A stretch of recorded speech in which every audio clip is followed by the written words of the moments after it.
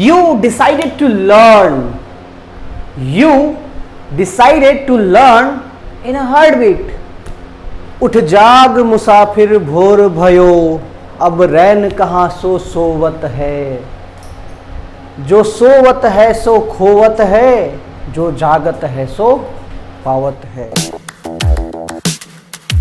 काफी अच्छा ये लाइन्स इसमें है कि अब उठो जागो, क्यों सो रहे हो। जो सोता है वो खोता है, एंड जो जागता है, जो मेहनत करता है वो पाता है। काफी मोटिवेटिंग लाइन्स है ये। एंड टुडे एक ऐसा टॉपिक है जो थोड़ा सा हटके है, जो मैं आप लोगों को रेगुलर चीजें बताता हूं उससे थोड़ा सा हटके है, but these are very important when you are going somewhere and if you have to talk with someone, then these words can really help you to show yourself a better personality at the wherever you are going. Suppose if you are in a office party, if your boss is coming or your colleagues are coming and they are talking like this, they are talking some different words, then how will you feel? If you don't know, then you will say, oh, okay. अगर आपको पता होगा तो आप भी जवाब में बदले में फेंक के दे सकते हैं कुछ अलग से वर्ड्स, कुछ अलग सा फील देगा वो वर्ड। एंड वही चीज मैं आप लोगों को आज बताऊंगा कि कुछ इडियम्स ऐसे हैं जो आपको हेल्प करेंगे एक अच्छी अंग्रेजी और एक तरीके वाली अंग्रेजी बोलने में। तो चलिए शुरू करते हैं। कुछ ऐसे टाइम के एक्सप्रेशंस जो हम यूज करें अगर बोलने में तो वो बहुत ही मजेदार लगेगा। सबसे पहले मैं बात करता हूं, ये लाइन आप देखो, you decided to learn, you decided to learn in a heartbeat. कितना मस्त है, मतलब इसका क्या मतलब, आप मीनिंग बताओ क्या हो सकता है। आपने सीखने का निर्णय लिया इन अ हार्टबीट, मतलब कि जो चीज मतलब अचानक से हो गया, मतलब यूं बस माइंड में आया कि हाँ in a heartbeat I just decided to learn English और व्हाट एवर, ठीक है, वहां पे क्या हो गया। ये वाला लाइन जो है जब हम बोलेंगे, मुहावरा का नाम सुना है ना। मुहावरा में क्या होता है कि लाइन्स कुछ और होते हैं, मीनिंग कुछ और निकलता है। थोथा चना बाजे घना, अधजल गगरी छलकत जाए, बहुत सारी चीजें हैं। वैसे ही ये कुछ इडियम्स है जिनका आप यूज करके ना सेंटेंस को काफी अच्छे से डेकोरेट कर सकते हो। जब बोलते हो तो कितना सुंदर लगेगा। अब जैसे आप स्कूल गए, वहां पे आपको टीचर ने बोला कि आज मैं ये पूछूंगा वो पूछूंगा, आज आपको ये बताना है। आप लोगों को आज एक सपोज टेंस के बारे में बता दिया, ठीक है, उसको नहीं याद आ रहा था, नहीं याद आ रहा था, मतलब जो एक लड़का है स्टूडेंट है उसको याद नहीं आ रहा है, वो सोच रहा है कि अरे अरे अरे कैसे होगा कैसे होगा, but he remember everything in a heart beat. उसने जो रिवाइज किया था वो उसको तुरंत याद आ गया, तुरंत याद आ गया, in a heart beat. Okay, it's very easy, याद कर लो ये word in a heart beat, बहुत इंपॉर्टेंट है, बहुत काम आएगा। विनोद जो है at the crack of dawn, इसका मतलब क्या हो गया। अब जैसे हम अगर बोलते हैं कि हाँ Vinod woke up early in the morning, ये लाइन कॉमन है, सब लोग बोलते हैं। But if you are telling he walk up, चाहे you walk up at the crack of dawn, it means you walk up too early in the morning, बहुत ज्यादा सुबह में जब आप उठ गए। In that sense we can use this idiom. Next, you know, I am working as a sales representative in a company XYZ, and my boss is really very hard working. तो hard working तो है, but अगर मुझे बोलना हो कि हाँ एक अलग तरीके से बोलना हो, then we can use a special idiom like this. My boss is working against the clock. मतलब कि उनको समय का कोई वो नहीं है, वो दिन रात मेहनत कर रहे हैं. He is working against the clock to finish the target or finish the responsibility given by the company. In that way, वजन आ जाता है थोड़ा सेंटेंस में. जब भी आप कहीं पे बोलते हो वहां पे वजन आ जाता है. तो हमें ये चीज कितना मतलब है तो मतलब अलग सा, लेकिन अगर आप ये बोलते हो ना मजा आ जाएगा. कसम से बोल रहा हूँ, आप कहीं पे भी जाओगे ना वहां पे इन सब का यूज करके एक बार जरूर देखना. ठीक है, सामने वाले या तो समझ जाएंगे, नहीं तो कहेंगे अरे यार ये क्या बोल रहा है.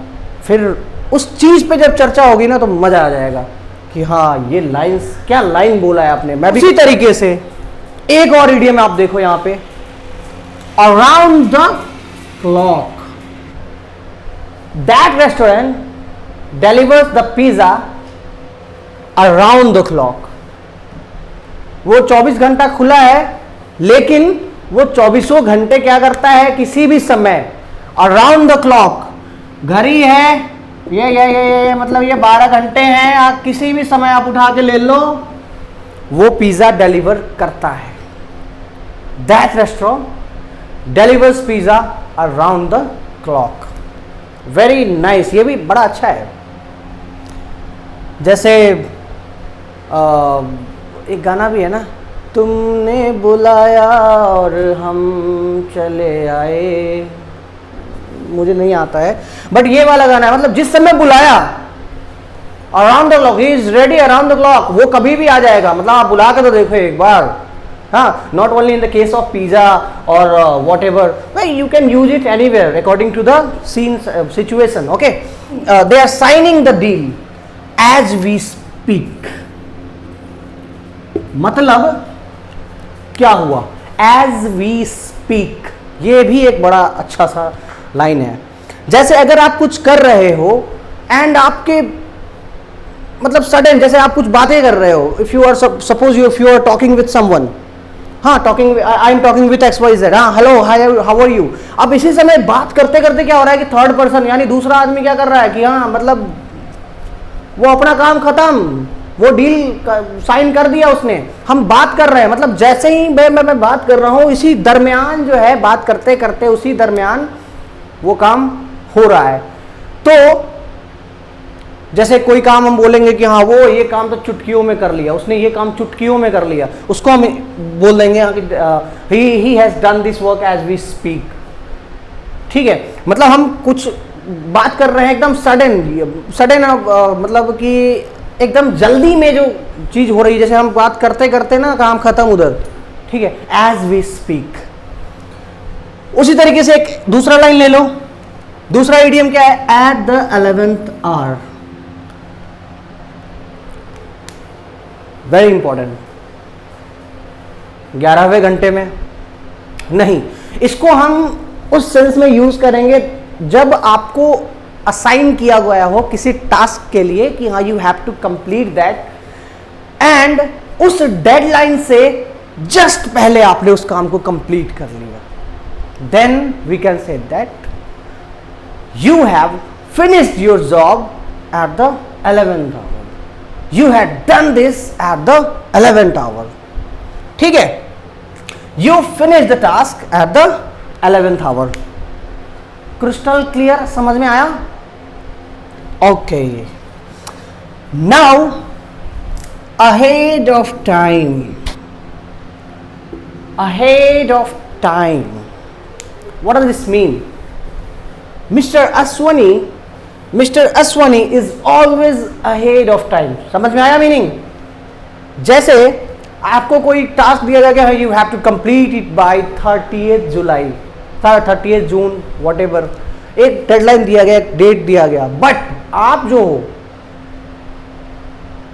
उसको ना 30 के बजाय 25 को ही कंप्लीट कर लेता हो. If you are given a target of 10 lakhs to be completed within 30th June, but you have completed it on 25th, हो गया.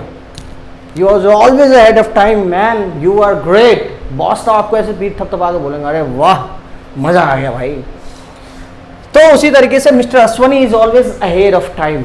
मतलब समय से आगे चलता है वो, मतलब समय से आगे कहने का मतलब कि हाँ कोई भी काम उसको असाइन किया गया हाँ वो कंप्लीट कर लेता है before the time, okay, before the assign deadline. And now behind the times, behind the times. अब जैसे कि if a person is assigned a job, assigned a task to be completed on 30th June, but he has not completed it on 1st of July too। मतलब कि उसको 30 तारीख तक तो दे दिया गया कि हाँ आपको ये कंप्लीट कर देना है, लेकिन वो 1 तारीख को भी अभी उसका टास्क कंप्लीट नहीं हुआ है, तो वो क्या है, बिहाइंड द टाइम है यार, समय से बहुत पीछे है, वो अपना काम ही नहीं कर रहा है। Rahul is a little bit behind the times, ठीक है, थोड़ा सा वो समय से पीछे है। Okay, next is out of time,